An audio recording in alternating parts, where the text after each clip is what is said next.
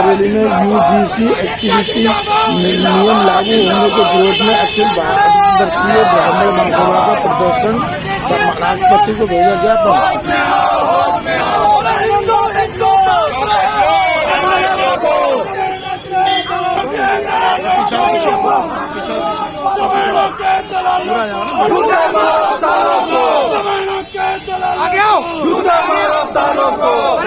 हिंदू बांट रहे हो, सोना को तुम काट रहे हो, हिंदू बांट रहे हो, सोना को तुम काट रहे हो। तानाशाही नहीं चलेगी, तानाशाही नहीं चलेगी, तानाशाही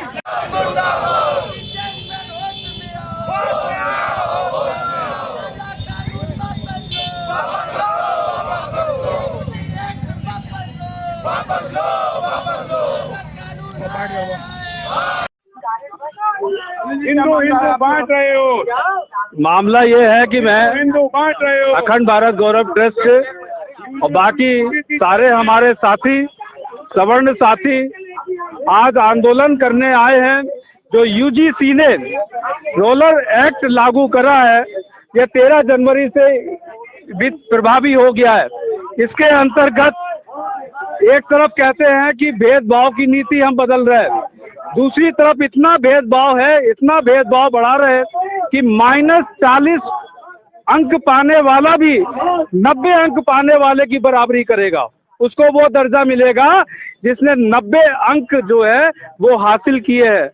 दूसरा, सवर्ण जाति के लोग जिसको तथाकथित सवर्ण बनाया गया है, संविधान में कोई सवर्ण और दलित नाम है ही नहीं, शब्द है ही नहीं, जिसको इन लोगों ने नेताओं ने अपनी नेतागिरी बनाने के लिए, माल काटने के लिए इन्होंने दलित और सवर्ण बनाया गया। एक मिनट रुक जाइए। उन्होंने ये बताया कि साहब भेदभाव की नीति को हटाएंगे। अगर मान लीजिए सवर्ण का बच्चा किसी तथाकथित दलित को अपने नोट्स नहीं देता है तो उसके विरुद्ध जो है कार्रवाई की जाएगी। एक बात, -40 अंक पाने वाले 90 अंक पाने वाले के समानांतर रखेंगे। हाँ, ऐसा बोला भाई साहब, मेरा क्लाइंट बैठा हुआ।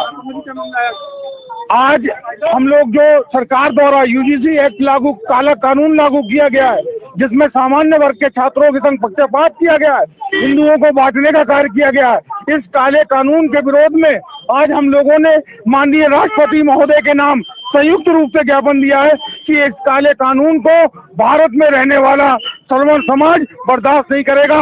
अगर इसको तत्काल वापस नहीं लिया गया तो इस कानून के खिलाफ सवर्ण समाज सड़कों पर उतरने को बाध्य होगा, क्योंकि ये इस काले कानून के बाद केवल और केवल विश्वविद्यालयों में सवर्ण छात्रों का शोषण होगा और वो आत्महत्या को मजबूर होंगे।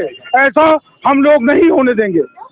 आज हम लोग यूजीसी का विरोध करने आए हैं क्योंकि इसमें हिंदुओं के संग में आप देखिए भाजपा सरकार कहती है कि हिंदू एकता बनाई जाए और खुद ही ऐसे नियम लागू करके जिसमें पक्षपात हो, और जो ये यूजीसी का जो नियम लागू हुआ है इसको बिल्कुल वापस लिया जाए, और नहीं लिया गया तो इसका बहुत उग्र प्रदर्शन होगा और बहुत जोरदार तरीके से होगा, क्योंकि हम सरकार की तानाशाही हम नहीं चाहेंगे।